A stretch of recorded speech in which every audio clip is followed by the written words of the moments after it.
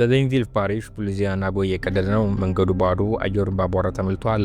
በሳር ውስጥ 6 የፖሊስ መኪኖች ተደብቀው ለወራት ደቡባዊ አሜሪካን ስማቸው ሲያሸብር የነበሩ ጥንዶች በዝምታ ይጠባበቃሉ።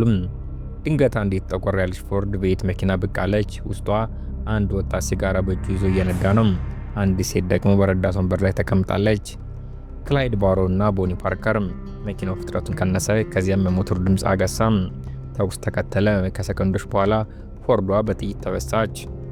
ጢሱ ሲበተን በውስጡ ያሉት ጥንዶች ዝም አሉ። የጥፋት ዘመናቸው ልክ እንደጀመሩ ሁሉ በፍጥነት በጭካኔና በጋራ ከተመ። በፍቅር የጀመረው ነገር ብዙም ሳይቆይ አሜሪካን የንቀጠቀጠ የዝርፊያ፣ የጠለፋና የነፍስ ግድያ ማዕበል ሆነ። ሁለት የትንሽ ከተማ ፍቅረኛሞች፣ አንዲት ፎርድ ቤት መኪናና በመላው አሜሪካ የፈሰሰ ደም።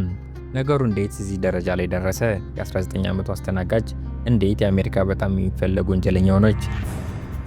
ጥንዶች እንዴት በ5 ግዛቶች ውስጥ ያሉ ሸሪፎች፣ ወታደሮችና የፌዴራል ወኪሎች ሊበልጡ ቻሉ? ታማኝነት እንዴት ውድቀታቸውን አመጣው? ይህ የአሜሪካ እጅግ ዝነኛ ጥንዶች የቦኒና ክላይድ ታሪክ ነው።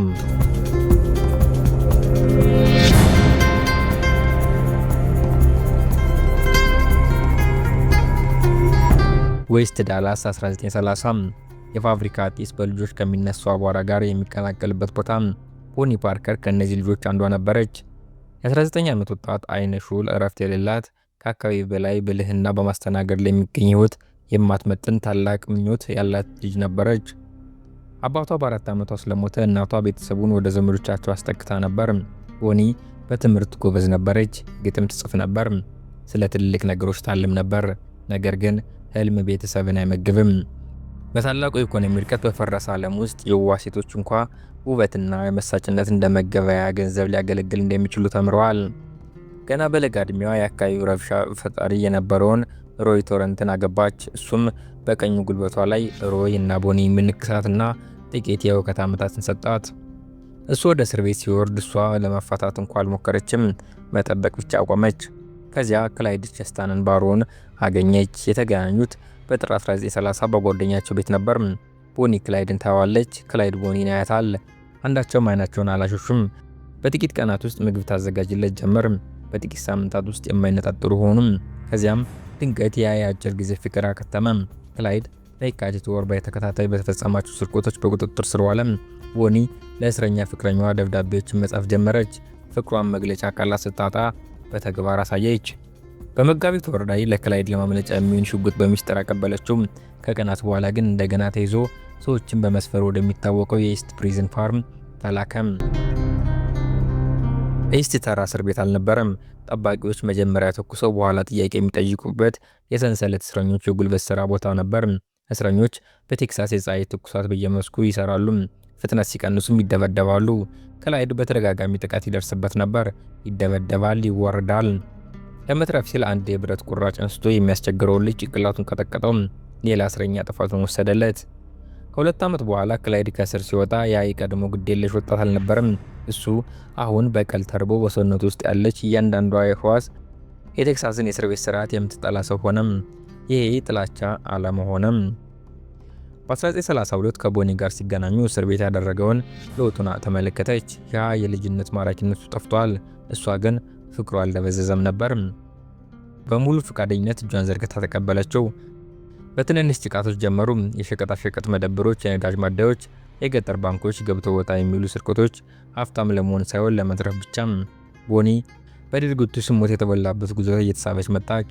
ለእሷ ጉዳዩ ስለ ገንዘብ አልነበርም፣ የአንድ ታሪክ አካል መሆን እንጂ። በዙሪያቸው የቧራው ቡድን መመስረት ጀመረ። ክላይድ፣ ወንድም፣ ባክ፣ ሚስቱና ምንም የሚያጡት የሌላቸው ቦዘኔ ስብስብ። ከዚያ ሚያዝያ 1932 የስፖርት ቴክሳስ ደረሱ። ቀላል ዘረፋ መሆን ነበረበት። ኢላማው የአካባቢው ሱቅ ባለቤት ጆን ቡቸር ነበር። ነገር ግን የሆነ ነገር ተበላሸ። ድንጋጤ፣ ጩኸት፣ እንቅስቃሴ። ክላይድ ቃታውን ሳበው። ቡቸር ተመቶ ወደቀ። ይህ በክላይድ ባሮ ስም የተመዘገበው የመጀመሪያው ግድያ ነበር። በአመፃኛና በነፍሰ ገዳይ መካከል ያለው መስመር የጠፋበት ቅጽበት። ከዚያ ጊዜ ጀምሮ እነሱ ዘራፊዎች ብቻ አልነበሩም፣ እየሸሹ የሚኖሩ ነፍሰ ገዳዮች እንጂ። ቦኒ ካፍማን ካውንቲ ውስጥ በአንድ ያልተሳካ ዘረፋ ምክንያት ለጥቂት ጊዜ ታሰረች። ከሳምንታት በኋላ ተፈታችና ወደ ክላይድ ጎን ተመለሰች። በዚያች እስር ቤት ክፍል ውስጥ የነበራት ፍርሃት ሁሉ ሞተ። በአንድነት የግዛት ድንበሮች እያቋረጡ ትንንሽ ወንጀሎች በመላው ቴክሳስ፣ ኦክላሆማና ከዚያም ባለፈ በፖሊሶች በዜጎችና በሸሪፎች ላይ ወደሚፈጽሙት የሞት ማዕበል ቀየሩት። በ1933 የባሮ ቡድን ስሙ በክፋት ናኘ። ጋዜጦች እንደ ማራኪ አመፀኞች አድርጎ ሳላቸው፣ የህግ አስከባሪዎች ደግሞ እንደ አውሬ ያዩአቸው። እውነቱ ግን በሁለቱ መካከል ያለ ነበር። ነገር ግን ታሪኩ በዚህ አላበቃም። ይልቁንም ወደ ገሃነም በሚወስድ አውራ ጎዳና ላይ ያቆማቸው። ቤንቪል ፓሪሽ ሉዚያና ግንቦት 23 ቀን 1934 ዓ.ም ታላቁ የኢኮኖሚ ውድቀት አሜሪካውያን በባለስልጣናት ላይ የነበራቸውን እምነት ቀስፍቶት ነበር። ባንኮች የቤተሰቦችን ቤት ይወርሳሉ፣ ሸሪፎች ደግሞ ሰዎችን ከመኖሪያቸው ያፈናቅላሉ። ህግ ከውድቀት ጋር አንድ ሆነም። ስለዚህ ሁለት ወጣት ጥንዶች እነዚህን ተቋማት እየዘረፉ መሆኑ ሲሰማ ህዝቡ በሚሰማው ደስተኛ ሆኖ ትኩረት ሰጠው። ከህግ አንድ እርምጃ ቀድሞ በመገኘት ያለማቋረጥ ይንቀሳቀሱ ነበር። ቡድኑ የተሰረቁ የፎርድ መኪኖችን ይነዳሉ፣ የሰሌዳ ቁጥሮችን ይቀያይራሉ፣ እንዲሁም በተተወ መጋዘኖች ውስጥ ይተኛሉ። እያንዳንዱ ግዛት እነሱን ስላመለጡ ሌላውን ግዛት ይወቅሱ ነበር። ነገር ግን የለውጡ ነጥብ የመጣው ጆፕሊን ሚዞሪ ውስጥ በሚያዝያ 1933 ነበር። ቡድኑ እንደ ተራ ተከራይ በመምሰል በአንድ ትንሽ የድንጋይ መኖሪያ ቤት ውስጥ ተደብቆ ነበር። ጎረቤቶች ከፍተኛ የመጠጥ መጠጣት፣ ሳቅ፣ ከፍተኛ ጭቅጭቅና በሌሊት የሚሰማ የተኩስ ድምፅ ሪፖርት አደረጉ። የአካባቢ ፖሊስ ድንገተኛ ጥቃት አዘጋጀ። የጠበቁት የኮንትሮባንድ መጠጥ አዘዋዋሪዎችን ነበር። ያገኙት ግን የጦር ቀጠና ሆነ። ፖሊሶች ሲደርሱ ክላይድና ባክ ተኩስ ከፈቱ። ጥይቶች ቀጫጭን ግድግዳዎችን እየበሱ አለፉ። ሁለት መኮንኖች ሽጉጣቸውን እንኳ ሳይመዙ ተመተው ወደቁ። ክላይድና ባክ በግርግር ውስጥ መንገድ ሲጠርጉ ቦኒ ለማምለጫ የሚሆን መኪና ይዛ ጠበቀቻቸው። በሰከንዶች ውስጥ ቡድኑ ተሰወረ። በመኖሪያ ቤት ውስጥ ፖሊሶች ደስ ያልታጠፉ ፎቶ ፊልሞች፣ ጥቅሎች፣ የጦር መሳሪያዎችና ግጥም የተጻፈበት ወረቀቶችን አገኙ። ፎቶግራፎቹ ሲታጠቡ አሜሪካ እውነተኞችን ቦኒና ክላይድን አወቀች። ቦኒ ሲጋራ ባፏ ይዛ ሽጉጥ በወገቧ አስራ በተሰረቀ ፎርድ መኪና መከላከያ ላይ ተደግፋ ታየች። ክላይድ ደግሞ እጁን በትከሻው ላይ አድርጎ ፈገግ ብሎ ይታያል። ፎቶዎቹ እንደ ሰደድ እሳት በጋዜጦች ላይ ተሰራጨ። አዘጋጆቹ ያንን የማራኪነትና የጭካኔ ቅይጥ መቃወም አልቻሉም።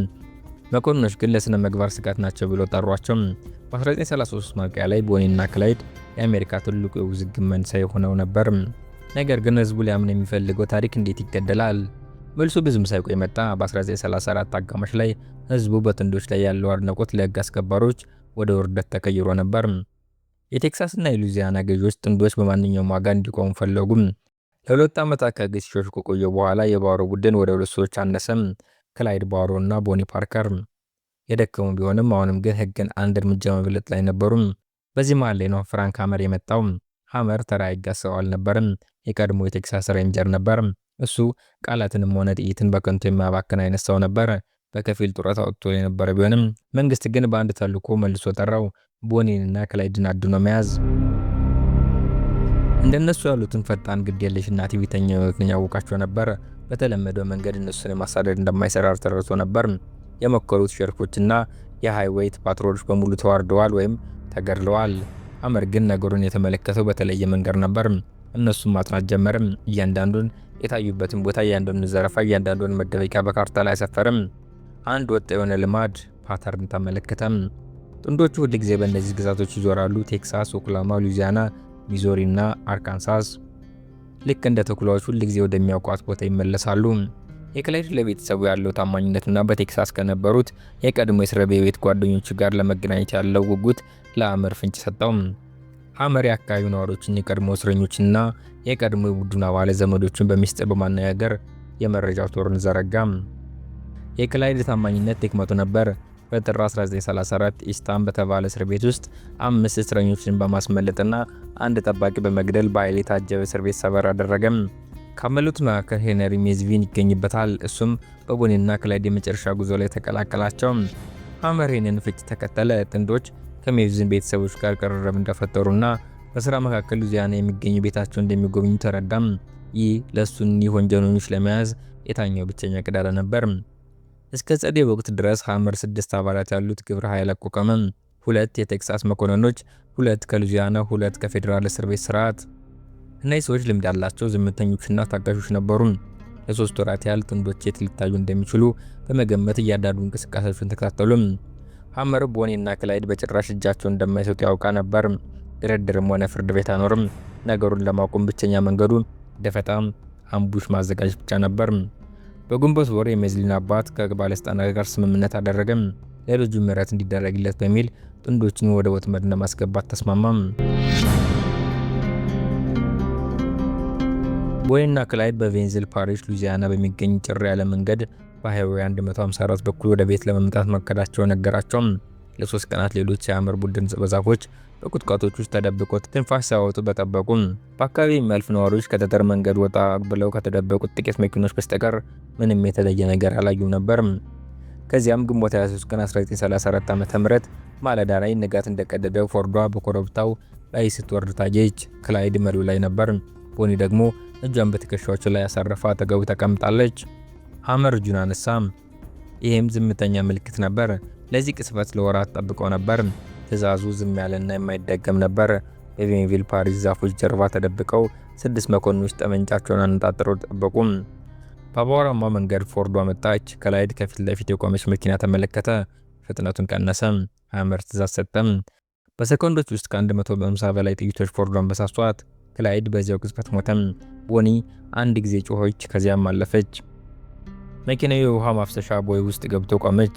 በመኪናው ውስጥ አውቶማቲክ ጠመንጃዎች፣ ሽጉጦችና ከ1500 በላይ ጥይቶች ተገኙ። እስከ እኩለ ቀን ድረስ ወሬው ተዛመተ። በመቶዎች የሚቆጠሩ ሰዎች ወደ ስፍራው በመጓዝ በጥይት የተወሳሰችውን መኪና ለመታሰቢያነት በመቆራረስ የቦኒን የፀጉር ዘለላ፣ የመስታወት ስብርባሮች፣ አልፎ ተርፎም የልብሷን ቁርጥራጮች ለመውሰድ ተሿሙ። ፎርዷ በየቦታው የምትዞር ኤግዚቢሽን ዕቃ ሆነች። የቀብር ስነ ስርዓታቸው በሺዎች የሚቆጠሩ ሰዎች ተሳተፉበት። ነገር ግን የቦኒ እናት ልጇ ከክላይድ ጎን እንድትቀበር የነበራት የመጨረሻ ምኞት አልተቀበለችውም። ሞታቸው የኢኮኖሚ ውድቀትን ዘመን እጅግ የታወቀ የፍቅር ታሪክ አከተመ። በጉዟቸው ማብቂያ ላይ ቦኒ እና ክላይድ 13 ግድያዎች፣ 15 ገደማ የባንክ ዘረፋዎች፣ በደዘን የሚቆጠሩ ትናንሽ ስርቆቶች ፈጽመዋል። እንዲሁም በ5 ግዛቶች ውስጥ ከ50 በላይ መኪኖችን ሰርቀዋል። በዚህ ጸጥተኛ ሉዚያና ማለዳ በአመፀኛና በተምሳሌት መካከል የነበረው መስመር ከነሱ ጋር አብሮ ሞተም።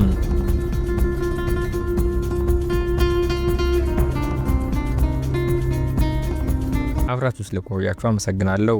በቀጣይ እንደሚያስገርም ታሪክ ስለቅ መልእክት እንዲደርሳችሁ ሰብስክራይብ አድርጋችሁ የደወል ምልክቱን ተጫኗት።